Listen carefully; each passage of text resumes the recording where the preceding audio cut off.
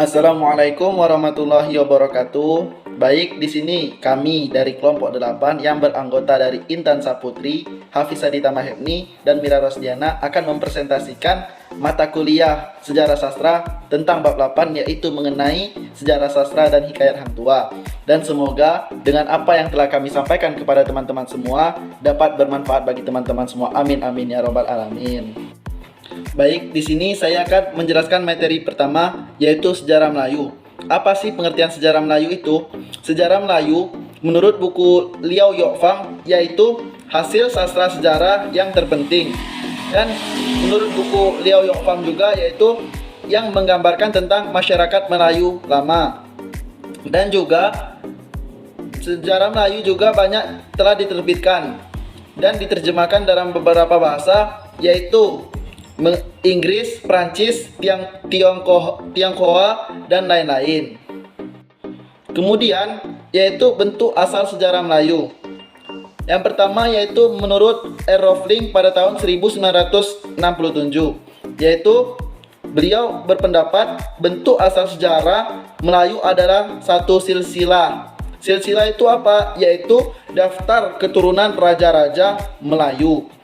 Kemudian dilanjuti lagi atau dilengkapi lagi oleh Collectanea Malaika Vocabularia pada tahun 1770 sampai 1778. Beliau menambahkan yaitu daftar sejarah Melayu orang Melayu dari satu daftar silsilah yang mencatat tarikh seorang raja naik takhta dan nama kerajaannya. Apa itu tarikh? Tarikh yaitu keadaan atau kejadian-kejadian yang masa lampau, yang mana pada seorang raja naik takhta dan nama kerajaannya. Kemudian kolektannya juga membuat suatu naskah Melayu yang berjudul Sulalatus Salatin, yang kita yaitu naskah yang sangat terkenal. Kemudian Van der Voom berpendapat juga tentang Sulalatus Salatin yang dibuat naskah oleh Collectanea tadi, yaitu beliau berkata, barang siapa yang berminat dalam bahasa Melayu hendaklah belajar kitab Sulalatus Salatin. Karena apa? Di dalamnya ada apa? Nah, itu dijelaskan juga menurut beliau, yaitu menceritakan asal keturunan raja-raja Melayu serta nasib kerajaan Melayu hingga kedatangan orang Portugis. Kemudian dilanjut lagi oleh R. Roelvink, menjumpai suatu naskah yang diberi judul Cerita Asal Raja-Raja Melayu punya aturan. Nah, naskah ini menjelaskan tentang apa? Yaitu menjelaskan tentang lamanya seorang raja di atas kerajaan dan tarikhnya, yaitu hari penebalan dan kemangkatan. Mungkin maksud dari buku Liao Yokfam ini yaitu hari penobatan dan hari kemakmurannya, mungkin itu menurut saya. Kemudian dilanjuti lagi oleh Chair menemukan naskah Maxwell 105 tentang catatan Winstead.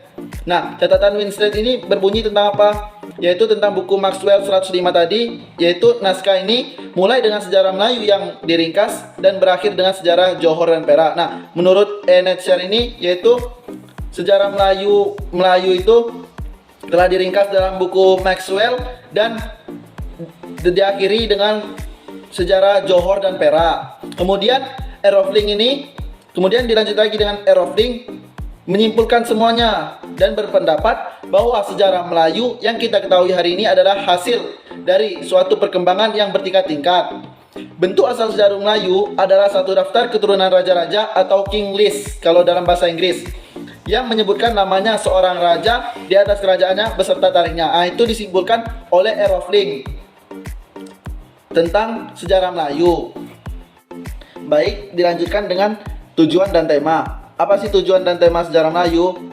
Sejarah Melayu ditulis untuk menunjukkan kedaulatan dan kebesaran raja-raja Melayu. Supaya apa? Supaya dengan kedaulatan ini diharapkan segala rakyat takut dan menunjukkan taat setia yang tidak berbelah lagi kepada raja, dan segala raja-raja kecil juga tunduk menyerahkan diri. Nah, yaitu untuk menunjukkan kedaulatan dan kebesaran raja-raja pada masa Melayu lama dulu. Dengan adanya itu, supaya berkedaulatan dan diharapkan segala rakyat menunjukkan taat setia kepada raja-raja Melayu, dan raja-raja kecil pun bisa mengikuti raja Melayu yang besar. Kemudian taat setia kepada raja bukanlah karena raja adalah dewa atau titisan dewa, melainkan karena perjanjian yang dibuat antara Sri Tribuana dan Demang Lebar Daun. Apa sih perjanjiannya itu? Yaitu Sri Tribuana bersumpah tidak akan memberi aib kepada rakyat Melayu, dan sebaliknya Demang Lebar Daun juga bersumpah bahwa rakyat Melayu tidak akan mendurhakai dan memalingkan mukanya dari rajanya jikalau jahat sekalipun budi pekertinya. Nah, kita ketahui bahwasanya dalam perjanjian ini atau sumpah ini yaitu saling menguntungkan antara raja dan masyarakat dengan raja. Raja tidak akan memberikan aib kepada rakyat, maksudnya itu tidak akan memberi keburukan. Dan serta pun kalau menurut Demang Lebar tadi, yaitu ketika ada aib pun rakyat harus tidak boleh memalingkan muka kepada raja. Kemudian perlu diketahui atau diterapkan di sini bahwa sesungguhnya sejarah Melayu ditulis untuk menampakkan kebesaran raja-raja Melayu, tetapi tidak secara berlebih-lebihan. Contohnya apa? Contohnya yaitu Sultan Muhammad Shah, yang mana masa kerajaannya yaitu 1422 sampai 1444. Di sini dinyatakan sebagai terlalu adil baginda pada memeliharakan segala rakyatnya. Nah, berarti tidak secara berlebih-lebihan, tapi intinya sama, yaitu untuk menampakkan kebesaran raja. Kemudian sebaliknya, segala keburukan raja Melayu juga tidak luput dari perhatian penulisnya, terutama kezaliman yang dilakukan oleh Sultan Mahmud. Apa sih kezaliman Sultan Mahmud? Yaitu digambarkan sebagai orang yang pantang melihat perempuan yang cantik. Dia menyuruh culik Tun Teja, tunangan Raja Pahang, bermain dengan istri Tun Biajit, membunuh Tun Ali karena Tun Ali didapati berada di rumah seorang perempuan kesayangannya. Jadi ada juga kezaliman raja-raja yang diceritakan, tidak hanya kelebihan-kelebihan raja-raja saja. Contohnya tadi yaitu Sultan Mahmud membunuh Tun Ali, kemudian mengambil istri dari Tun Teja tadi dan sebagainya. Kemudian dilanjuti dengan pengarang dan masa tertulisnya sejarah Melayu. Yang pertama yaitu pendapat Errofling. Menurut Errofling, paling setidaknya ada 7 versi sejarah Melayu. Yang pertama yaitu tentang sejarah keturunan raja-raja Melayu atau yang disebut dengan King List. Yang kedua yaitu versi yang diwakili oleh Maxwell 105. Kemudian ketiga yaitu Raffles 18. Yang keempat versi panjang, yang kelima versi pendek, yang keenam versi Siak, dan yang terakhir atau yang ketujuh yaitu versi Palembang. Nah, menurut Errofling, paling tidaknya ada 7 versi sejarah Melayu, yaitu tadi yang telah kita sebuti tadi. Kemudian dilanjutkan tentang versi panjang dan versi pendek. Errofling berpendapat bahwasannya disusun setelah tahun 1720 atau telah dibuat setelah 1720 Masehi. Kemudian tentang pengarangnya, Errofling tidak berpendapat apa-apa. Kemudian menurut R.O. Winstead, Raffles 18 yaitu pasti sudah selesai ditulis sebelum 1532 Masehi. Pada tahun 1612, hikayat Melayu ini diperbaiki dan hasilnya adalah versi panjang dan versi pendek. Nah, menurut R.O. Winstead ini, versi panjang dan versi pendek itu yaitu kitab atau naskahnya itu merujuk pada Raffles 18. Nah, untuk tentang penerangan bahwa Raffles 18, R.O. Winstead ini berpendapat seorang peranakan Tamil yang kenal betul dengan kehidupan dalam istana. Apa sih peranakan Tamil? Mungkin peranakan Tamil itu peranakan orang India yang tahu benar keadaan atau kehidupan dalam istana. Kemudian ada 2 pendapat mengenai pengarang sejarah Melayu, yaitu pendapat pertama yaitu tentang C. Hoykas dan T. Iskandar pada tahun 1964 menyetujui bahwa Tun Sri Lanang adalah pengarang sejarah Melayu karena nama Tun Sri Lanang disebut di dalam versi pendek, pendahuluan, dan panjang, bahwa Sulalatus Salatin dikarang oleh bendahara paduka raja yang bergelar yaitu Tun Sri Lanang. Nah, menurut yang kedua yaitu berlawanan dengan C. Hoykas dan T. Iskandar yaitu R.O. Winstead dan R.J. Wilson mempunyai berpendapat yaitu berdasarkan Mukadimah Raffles 18, Winstead menolak Tun Sri Lanang sebagai pengarang sejarah Melayu karena nama Tun Sri Lanang tidak terdapat dalam Mukadimah Raffles 18. Nah, yang kedua itu alasannya tentang naskah Raffles 18 memberi nama tempat dan hari, yaitu di Pasir Raja dan pada hari Ahad, bukan di Pasai pada hari Kamis. Assalamualaikum warahmatullahi wabarakatuh. Perkenalkan, nama saya Indah Saputri dengan NPM A1A021-039. Saya akan melanjutkan materi yang telah disampaikan oleh teman saya tadi, yaitu karya sejarah. Kalau kita menilai dengan ukuran yang diberikan oleh R.G. Collingwood, seseorang sejarawan berat bahwa sejarah mestilah bersifat ilmiah, humanistik, rasional, dan self-revelatory. Apakah sejarah Melayu bisa dianggap karya sejarah? Apakah sejarah bangsa-bangsa lain di dunia dapat memenuhi syarat-syarat ini? Sesungguhnya, sejarah Melayu biarpun tidak bisa dianggap karya sejarah, menurut pengertian sejarah yang modern, ia adalah sebuah hasil pensejarah, penulisan sejarah Melayu yang terbaik. Di dalamnya, kita dapat memperoleh gambaran yang jelas tentang pertumbuhan masyarakat Melayu untuk beberapa abad lamanya. Dan kita juga dapat mengetahui pandangan bangsa Melayu tentang dunia sekelilingnya. Dan ada juga karya sastra. Sejarah mempunyai hubungan yang erat dengan sastra. Sejarah mestinya ditulis dalam bahasa yang indah supaya dapat menghidupkan suasana yang dihidupkannya. Dapatkah sejarah Melayu dianggap sebuah karya sastra? Teknik penulisan sejarah Melayu juga tidak kalah dengan penulisan sejarah masa kini. Ada juga hikayat Hang Tuah menurut para ahli. Yang pertama, menurut Webb Gully dalam nuhunya yang diterbitkan pada tahun 1736, berpendapat hikayat Hang Tuah adalah satu cerita tentang raja-raja Melayu.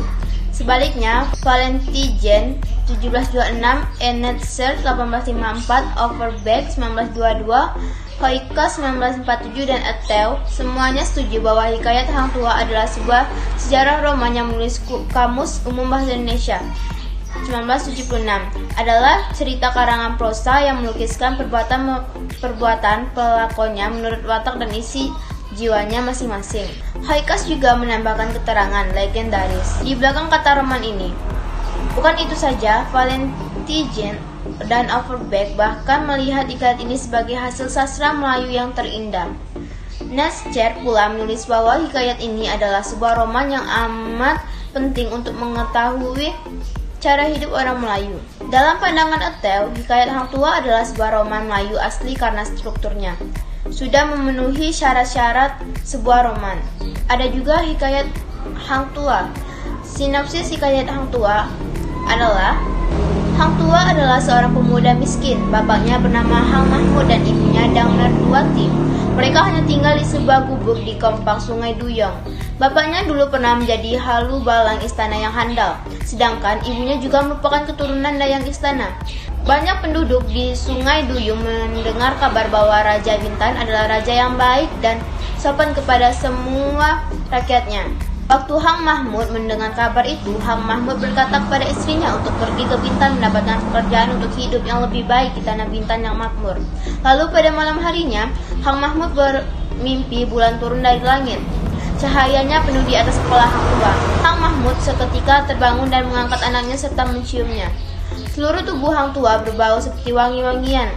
Siang harinya, Hang Mahmud pun menceritakan mimpinya kepada istri dan anaknya. Setelah mendengar kata suaminya, Dang Mertuati lalu langsung memandikan dan meluluri anaknya. Kemudian memberikan anaknya itu kain baju dan ikat kepala serba putih. Lalu Dang Mertuati memberikan makan Hang Tuah nasi kunyit dan telur ayam. Ibunya juga memanggil para pemuka agama untuk mendoakan Hang Tuah. Esok harinya seperti biasa, Hang Tuah membelah kayu untuk persediaan. Tiba-tiba pemberontak datang ke pasar. Banyak orang yang mati dan luka-luka. Pemilik toko meninggalkan tokonya dan melarikan diri ke kampung. Negeri Bintan menjadi rusuh dan terjadi kekacauan di mana-mana. Semua orang melarikan diri ke kampung kecuali Hang Tuah. Lalu pemberontakan itu menuju Hang Tuah sambil menghusnukan kerisnya. Ibunya Hang Tuah berteriak dari atas toko dan menyuruh anaknya melarikan diri. Pemberontakan itu datang ke hadapan Hang Tuah dan menikamnya bertubi-tubi dengan sigap. Hang Tuah lalu melompat dan mengelak dari tikaman orang itu. Hang Tuah lalu mengayunkan kapaknya ke kepala orang itu, lalu terbelahnya kepala orang itu dan mati. Di lain pihak, sejak berada di Bintan, Hang Tuah mudah bertemu dan bersahabat dengan Hang Jebat, Hang Kesturi, Hang Lekir, dan Hang Lekyu. Kelima pemuda itu diceritakan selama bersama-sama Hang Tuah dan 4 orang kawannya. Hang Jebat, Hang Kasutri, Hang Lekir, dan Hang Lekyu menuntut ilmu bersama Adiputra di Gunung Ledang. Di tempat itu, Hang Tuah telah jatuh cinta pada Melor, yaitu putri asli yang tinggal di Gunung Ledang dan menjadi pembantu Adiputra. Setelah selesai menuntut ilmu, mereka berlima kembali ke kota Malaka. Pada suatu hari, mereka berhasil menyelamatkan Dato, bendahara, dari amukan seseorang yang berbahaya. Dato bendahara berterima kasih dan kagum dengan ketangkasan mereka dan mengajak mereka semua ke rumahnya, lalu mengajak mereka untuk bertugas di istana. Kemudian Hang Tuah dan kawan-kawannya sangat disayangi oleh Sultan. Akhirnya Hang Tuah mendapat gelar Laksamana. Waktu mendampingi mengiring Sultan Malaka ke Majapahit di Pulau Jawa, Hang Tuah juga berhasil membunuh seseorang pendekat Jawa bernama Taming Sari. Dalam pertarungan itu, Taming Sari seorang pendekar yang kebal dari senjata tajam, tapi Hang Tuah tahu rahasia kekebalan Taming Sari. Kekebalan Taming Sari terletak pada kerisnya. Lalu Hang Tuah berhasil merampas keris dan membunuh Taming Sari. Keris itu kemudian dianugerahkan oleh Bentara Majapahit kepada Hang Tuah. Pemilik keris ini akan menjadi kepala seperti pendekar Jawa Taming Sari. Pada suatu hari, Hang Tuah ditugaskan ke Pahang untuk mendapatkan Tun Tija yang akan dijadikan permaisuri Sultan Malaka. Ketika Hang Tuah ke Pahang, Melor turun dari Gunung Ledang mencari Hang Tuah, tapi Melor telah ditawan oleh Tuan Ali atas hasutan Patih Karma Wijaya untuk dijadikan gundik Sultan. Tapi kenyataannya hukuman mati tidak dilaksanakan oleh bendahara, tapi Hang Tuah disembunyikan di sebuah hutan di hulu Malaka. Di lain pihak, Hang Jebat dilantik oleh Sultan menjadi Laksamana menggantikan Hang Tuah. Lalu keris Taming Sari telah dianugerahkan kepada Hang Jebat yang dulu adalah kawan dekat Hang Tuah. Hang Jebat menyangka Hang Tuah telah meninggal karena hukuman mati yang dijatuhkan oleh Sultan. Kemudian Hang Jebat atau Hang Kasutri melakukan pemberontakan kepada Sultan dan mengambil alih kekuasaan istana. Tidak seorang pun yang bisa melawan Hang Jebat, baik itu pendekar atau panglima yang ada di Malaka, karena Hang Jebat sudah kebal dengan bantuan keris Taming Sari. Hang Jebat menyangka Hang Tuah telah meninggal karena hukuman mati yang dijatuhkan oleh Sultan. Kemudian Hang Jebat atau Hang Kasutri melakukan pemberontakan kepada Sultan dan mengambil alih kekuasaan istana. Tidak seorang pun yang bisa melawan Hang Jebat, baik itu pendekar atau panglima yang ada di Malaka, karena Hang Jebat sudah kebal dengan bantuan keris Taming Sari. Sultan Mahmud terpaksa melarikan diri dan berlindung di rumah bendahara. Akhirnya, pada waktu itu Baginda baru menyesal telah membunuh Hang Tuah yang tidak bersalah. Inilah saatnya bendahara memberitahu bahwa Hang Tuah masih hidup. Hang Tuah kemudiannya telah dipanggil pulang dan ditugaskan untuk membunuh Hang Jebat. Akhirnya Hang Tuah berhasil merampas keris Taming Sarinya dari Hang Jebat. Setelah 7 hari pertarungan, lalu Hang Tuah membunuh Hang Jebat. Dalam pertarungan panjang ini, Hang Jebat menjelaskan bahwa dulu dia membela sahabatnya Hang Tuah yang telah difitnah dan dijatuhi hukuman mati oleh Sultan. Tapi di lain pihak, Hang Tuah telah membantu Sultan yang sebelum itu menjatuhkan hukuman tanpa bukti yang kuat. Lalu Hang Jebat mengacu pada hadis Abu Bakar Siddiq RA bahwa jika seseorang muslim bersalah, maka rakyat boleh menjatuhkannya. Berdasarkan alasan tersebut, makanya Hang Jebat dulu memberontak pada Sultan dan berusaha menegakkan kebenarannya. Unsur intrinsik dan ekstrinsik hikayat Hang Tuah bertema kepahlawanan, beralur maju. Tokoh-tokohnya seperti Hang Tuah, Hang Mahmud, Dang Merdu, Sang Raja Bintan, Tumenggung, Hang Jebat, Dato. Perwatakan. Hang Tuah memiliki sifat yang baik, bijak, berwibawa, dan berani. Hang Mahmud baik dan perhatian. Dang Merdu pun begitu. Sang Raja Bintan memiliki watak yang sopan, mudah dipercaya, dan mudah dihasut. Tumenggung yaitu memiliki watak yang antagonis seperti licik, jahat, penghasut. Adiputra memiliki sifat yang berwibawa, bijaksana. Latar tempatnya di Sungai Dayung Bintan, Pasar Istana, Sungai Perak, Pahang, Majapahit, dan Gunung dan ladang. Suasana yang ramai, sepi, senang, romantis, waktu pagi, siang, dan malam. Sudut pandang yaitu orang ketiga yang serba tahu. Amanat dari hikayat Hang Tuah yaitu sebagai pemimpin jangan hanya mendengar keterangan dari satu pihak saja, melainkan harus dari kedua pihak yang terlibat masalah. Jangan mudah terhasut perkataan orang lain. Gaya bahasa dalam hikayat Hang Tuah yaitu memiliki bahasa kiasan. Penggunaan bahasa kiasan ini merupakan gambaran sesuatu peristiwa dapat disampaikan dengan jelas dan menarik. Peristiwa-peristiwa yang melibatkan penggunaan bahasa kiasan ini adalah ular Cintamani yang ditangkap oleh Hang Tuah di Pulau Biram Dewa telah digambarkan. Pelanduk putih yang meneranjang anjing Raja Malaka ke dalam sungai itu digambarkan. Yang kedua, gaya bahasa pertentangan.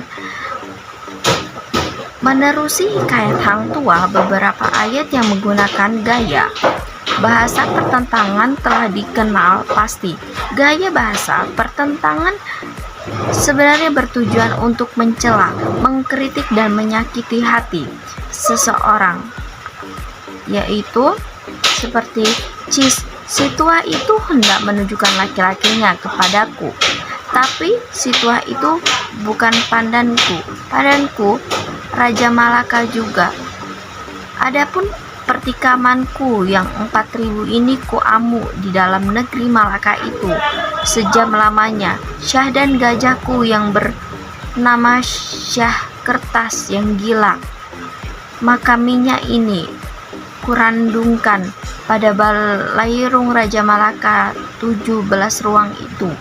Jikalau tiada ku perbuat demikian seperti cakap ini, bukanlah anak Raja Terengganu. Yang kedua, unsur estrinsik.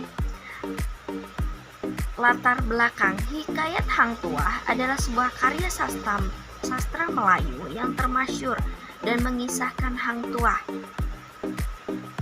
Dalam zaman kemakmuran Kesultanan Malaka, Hang Tuah adalah seorang laksmana yang amat termasyhur. Ia berasal dari kalangan rendah dan dilahirkan dalam sebuah gubuk reot. Tetapi karena keberaniannya, ia amat dikasihani dan akhirnya pangkatnya semakin naik. Maka jadilah ia seorang duta dan mewakili negaranya dalam segalanya. Hikayat ini bercerita pada kesetiaan Hang Tuah pada Sri Sultan, bahkan ketika ia dikhianati dan dibuang. Teman karibnya Hang Jebat yang memberontak membelanya akhirnya malah dibunuh oleh Hang Tuah. Hal ini sekarang terutama di kalangan bangsa Melayu masih menjadi kontroversi siapakah yang benar, Hang Tuah atau Hang Jebat. Selain itu, setting cerita ini adalah Malaka sekitar abad ke-14 Masehi, sebab banyak diceritakan dalam hikayat ini perseteruan antara Malaka dan Majapahit. Nilai agama yang dapat diambil: mematuhi hukum-hukum dalam ajarannya. Selanjutnya, nilai sosial merupakan sikap yang dapat kita ambil dari perilaku sosial dan tata cara hidup sosial. Perilaku sosial dan tata cara hidup sosial merupakan perilaku atau sikap yang selalu mengutamakan kepentingan orang lain daripada kepentingan pribadi. Seperti keberanian, contohnya keberanian melawan gerombolan bajak laut. Kemudian nilai moral, mengandung moral karakter, dan nilai kebudayaan, mengandung nilai-nilai adat Melayu kuno. Hikayat ini dikarang oleh Sulastri Sutrisno. Sekian presentasi dari kelompok kami, semoga bermanfaat. Kami ucapkan terima kasih. Wassalamualaikum warahmatullahi wabarakatuh.